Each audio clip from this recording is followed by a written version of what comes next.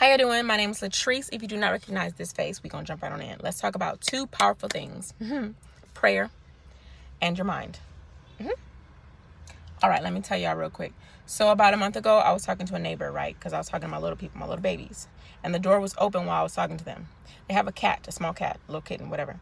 And as the cat started to come out, I was like, hey, there's somebody coming out. Can you get that? There's somebody else.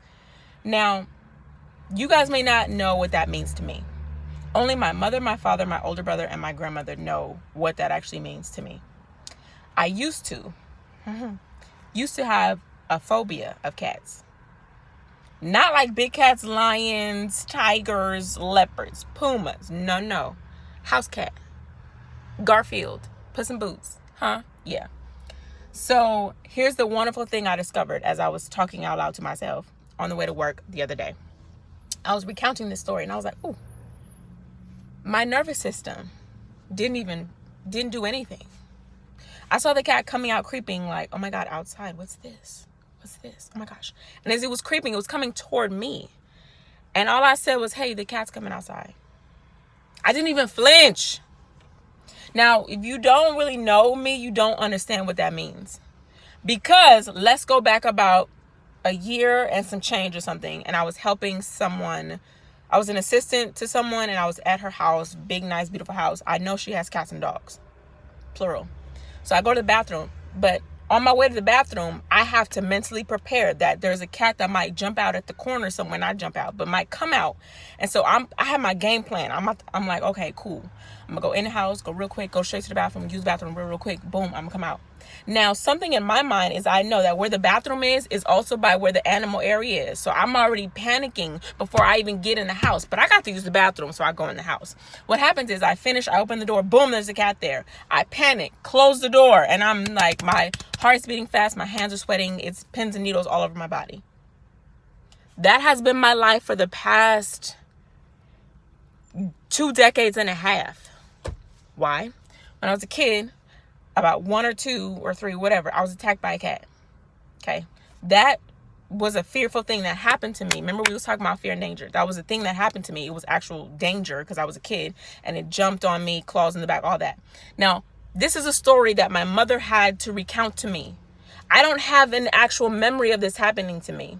All I know is that all of my life up until now, I had this fear, this phobia, this like, ooh, did I just spit? This phobia of cats, to the point where if there's one on the block way down there, I'm going to cross the street way down here. The point.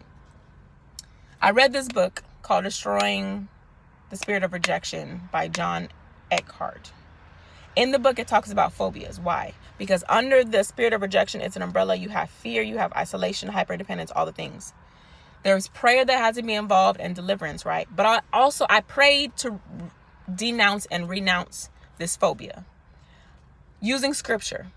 2 Timothy 1:7, we talked about this. God says, he did not give us a spirit of fear. He didn't give me that. A spirit of fear, an attitude, but of power, love, and a sound mind. I said, wait a minute. So if I believe that for most of my life, why don't I believe it for this area? I've been going my entire life with this fear. Get to Christianity, get to the Bible, and I'm like, yeah, I memorized this scripture in particular, quoted it about tons of other things, but I never thought to use it on this thing right here. Scripture, and I also had to make up my mind. When I read that book, I prayed all the things, but I also had to make up my mind that no, this is not my portion. I don't have to live like this. Oh, because that was one event that happened to me years ago that I can't even tell you what I was wearing when it happened. But I attached it to my identity and said, I, Latrice, am afraid of cats. Nice to meet you. But I decided last year that that's no longer a part of my identity. Just because I decided. And when I tell you, my heart, my body, I have nothing happening to me when I see, approach, and near a cat.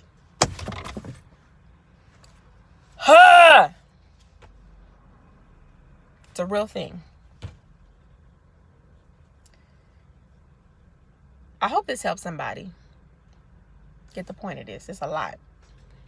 But I hope this means something to you. I hope something clicks in your mind, that you can decide to do something different today.